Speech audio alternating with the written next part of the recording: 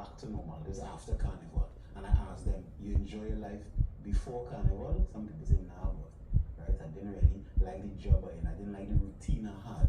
And that period over the Carnival period helped me understand how I really want to live life. And I can even give a personal example. I realized I wasn't getting enough sleep. I really sleep over the weekend and realized I thought my routine was healthy, but after taking that time, I realized I need more sleep.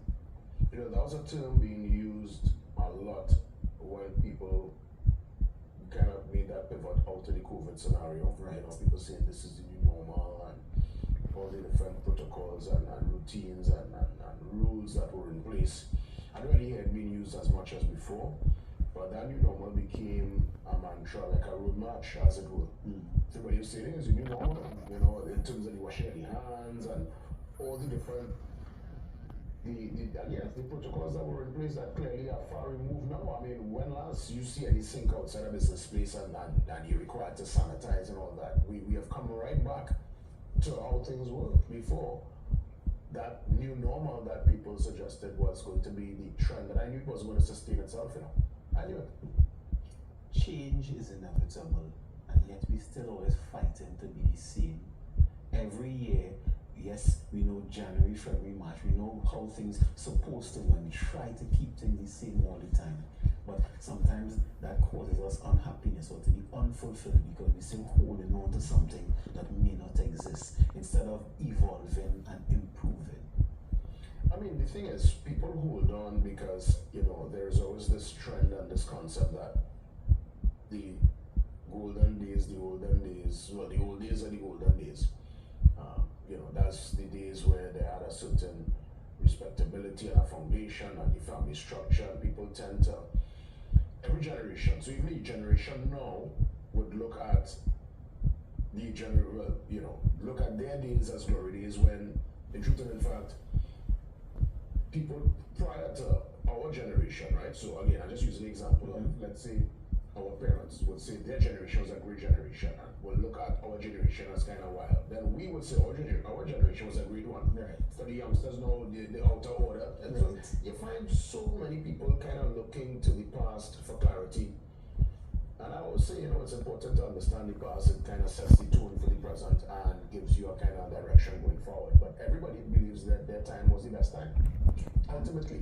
And that's fine, you know, and that's what the new normal is about, because people want the old normal. The new normal is, let's take things from the past and apply to the future, because of course, my parents' time is not this time. There are different socio-economic elements. Technology has changed. Many different things have changed, so it cannot be exactly the same. But there were good things to take from my parents. There are good things to take from my generation and good things to take from the new generation. And the key is, if we change that mindset, we're able to pull things together. Just like what happened in January, right, before Carnival, right? That's how your life was. But Carnival happened. You had some time to reflect. You had some time to express yourself. You had some time to understand yourself or your children or your family better. And now apply this to the rest of the year moving forward. There's a new normal in a way when we consider a lot of things that are normalized now, that's commonplace, that would not sit well with our grandparents and parents. Is it sometimes this new normal, this concept, is it going too far? Is it that we have lost a certain foundation with this new normal? That's an interesting question, because sometimes we have to lose something to gain something.